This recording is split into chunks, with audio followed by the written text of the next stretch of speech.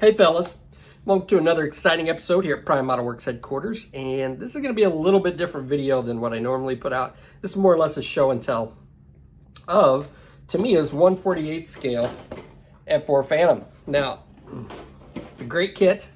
There were a couple little issues that I had to work through, and thanks to Darren from the Grumpy Modeler. Darren also has a really good podcast if you listen to podcasts while you build models or, do whatever, called the Model Geeks podcast. And it's really good. Check it out. I'll leave a link in I don't know if I can leave I'll just give a description. I don't know if I can leave a link to a podcast. I don't know. If I can, I'll leave a link in the description. If not, I'll just put in the Model Geeks podcast, write it on there so you can see it. But check it out. Really good. The group of guys on there have really good chemistry, and they deal with mainly aircraft models. That's why it appeals to me. But anyway, he helped me out a little bit with some issues. I still like Tamiya's 1/48 scale F14 better. I think that's easier to build to me, but then again, I've built like 4 or 5 of them, so I could probably build one blindfolded. I can usually build the F14 in like 2 days and then paint it in 2 days. So, in 4 days I got a finished model. But with this one, it took me about a week to build, and I'm not quite finished. I still have to put on the canopies, and I'm doing this in an open canopy format. So there is a little bit of a trick to it, and I'll show you how I tackle it. And this was one of the issues that I talked to Darren about, was getting, because the guy that I'm building this for, one of the canopies open, so normally I close them up, just easier to do. And I don't know, but anyway, there's a lot of good stuff in the cockpit, so it's kind of cool to have it open anyway. But anyway, I'll tackle that here in a minute. But yeah, this is going to be more or less a show and tell. The guy that I'm building this for had bought my Airfix P51 Mustang off eBay, and when he got it, the wing root had disconnected on the right side. So I told him, hey, look, I can refund you your money, send it back to me, or I can build you this F4 Phantom kit, and you decide how it's put together, and I'll send it to you for free. So that's what he chose, and so that's what we did. And I was looking forward to building this anyway, so it's kind of like, hey, I get to build it. Anyway, all right. I'm going to go ahead and get the canopies on. I'll show you what issues that I encountered with that, and then we'll take a look at it. All right, I'm going to try to explain this as best I can, but one of the issues that Darren helped me out with, that once I got to it, I'm like, oh, this isn't going to be good, is having the canopy open and then trying to mask the plane while I paint it. Now, the kit gives you 2 different options. They give you a closed canopy, which is all one piece, really nice, and it fits in there perfectly, just like so. And they give you the option to have an open canopy, in which case they give you 3 different clear parts. Okay, now these clear parts attach with other pieces that allow it to be open. And what I ran into was this part right back here that fits onto the top of the fuselage, like so, needs to be glued in at some point. And preferably before you paint, but you can't put it in unless you have this piece that sticks out that you glue the canopy open, so it's in that open position. So you basically, if you want the canopies open, you have to not glue this in until the final steps, and this is the almost exact last step that I have to do. So basically what I did when I painted is I just put this piece in, and it fits in there nice and snug. There's not too many issues with fitment there. And then I put the closed canopy in to mask off, use this basically as a mask to mask my cockpit area off.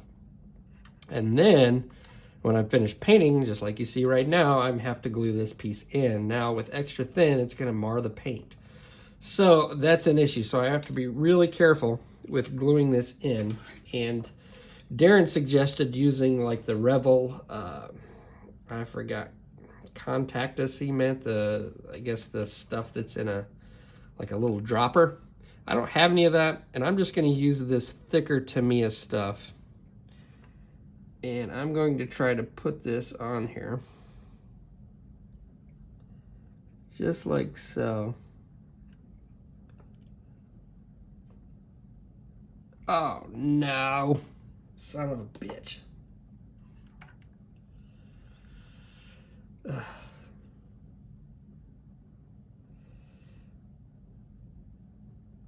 Oh, that's gonna leave a mark.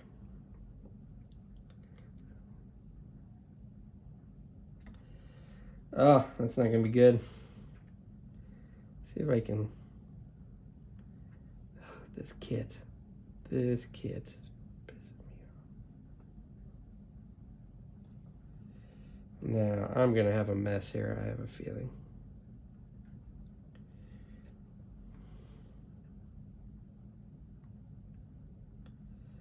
Son of a bitch. Sorry for the language, fellas.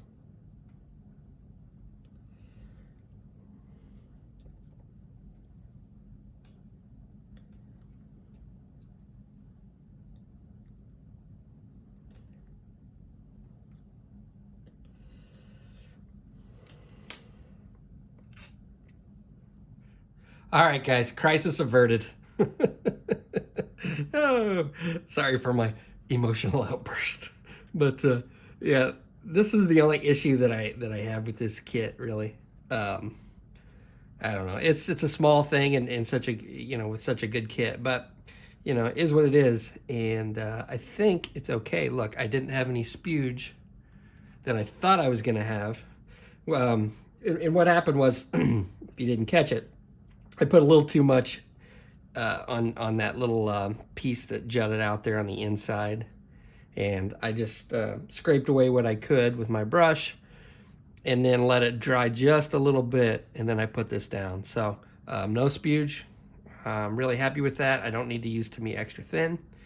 And then for this other piece, I'll probably do the same thing. Let's see where this goes. Just like that. Okay. Yeah, these, if I build this again, hopefully I don't have to build an open canopy. So that would be nice if I didn't have to do that. Just like that. All right. So we're going to put some of this stuff on the inside.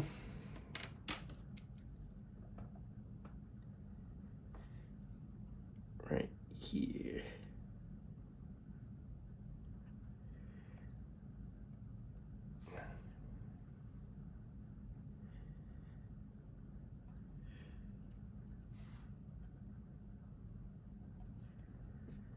Everything's quiet. I can't talk while I do this, because if I talk like I'm doing right now, I'm gonna mess it up and get pissed off again. All right, I don't normally curse on my videos, so I apologize to any younger viewers. Okay.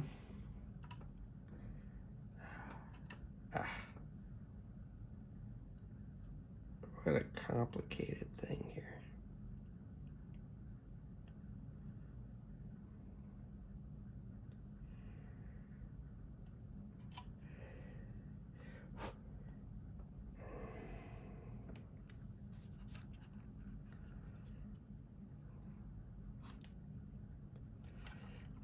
God, I can't get in there.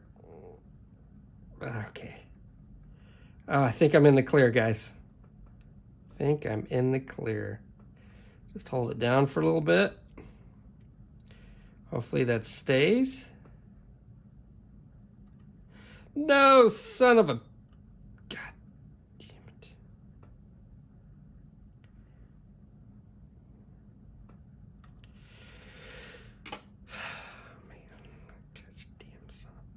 Sorry. All right. I think what I'm gonna do is try to come in from the inside. All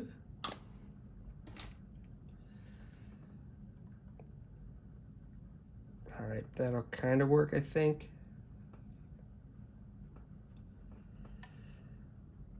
I don't know if you can see this.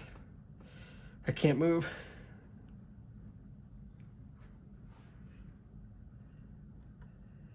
Oh my God, son of a gun. I should have cleaned the paint off of my cockpit seal there. Use a toothpick to hold it down so I don't scratch my paint.